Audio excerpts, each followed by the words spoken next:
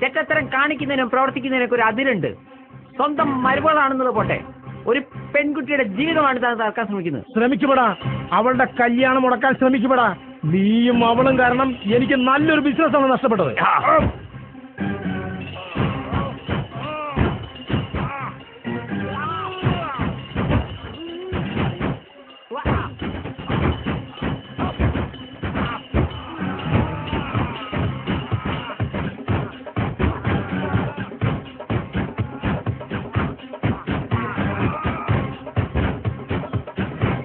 ഒരു കിണർ കുഴിക്കുമ്പോൾ ആദ്യമായി പുറത്തേക്ക് വരുന്നത് വെള്ളമല്ല, മറിച്ച് കല്ലുകളും മണ്ണിൻ കട്ടകളുമാണ്. ചിലയിടത്ത് 30 അടിയിൽ വെള്ളം കിട്ടും, ചിലയിടത്ത് 60 അടി. തീർച്ചയായും എല്ലാ മണ്ണിന്റെ ഇടയിലും വെള്ളമുണ്ട്. You are correct.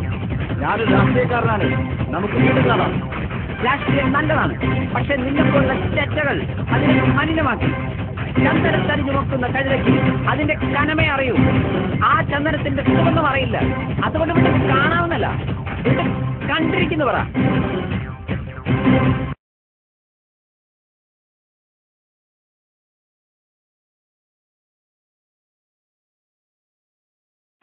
അങ്ങോട്ട് മാറിട്ടാ. അയ്യോ സാർ, ഞാൻ അത്യാവശ്യമായി തിയേറ്റർ വരെ ഒന്ന് പോവുകയാണ്. ആരുടെ ഇത്ര സീരിയസ് ആയി ഓപ്പറേഷൻ തിയേറ്ററിൽ കിടക്കുന്നത്? ഓപ്പറേഷൻ തിയേറ്റർ അല്ല സാർ, സിനിമാ തിയേറ്റർ. അത്യാവശ്യമായി ഹോസ്പിറ്റലിൽ പോകുന്നു, അത്യാവശ്യമായി വീട്ടിൽ പോകുന്നു, അത്യാവശ്യമായി കക്കൂസിൽ പോകുന്നു ഒക്കെ കേട്ടിട്ടുണ്ട്. ഇതാദ്യമായി ഒരുത്തൻ തിയേറ്ററിൽ പോകുന്നു എന്ന് പറയുന്നത്. എന്താണ് നിന്റെ പേര്? ജോൺ. എന്ത് ഫോണോ? ഫോണല്ല സാർ, ജോൺ. എന്താണ് നിന്റെ മുഖത്തൊരു കള്ള ലക്ഷണം? അതെനിക്ക് പാരമ്പര്യമായി കിട്ടിയതാണ് സാർ.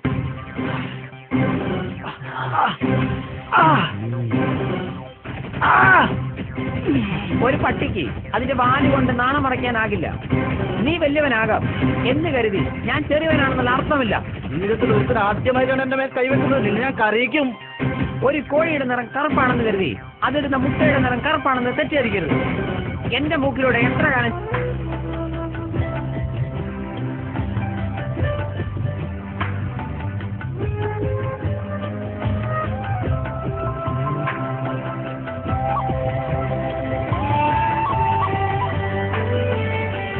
പാല് കുടിക്കാമെങ്കിൽ അതിന്റെ മാംസം കഴിക്കുന്നതിൽ എന്താണ് തെറ്റ്?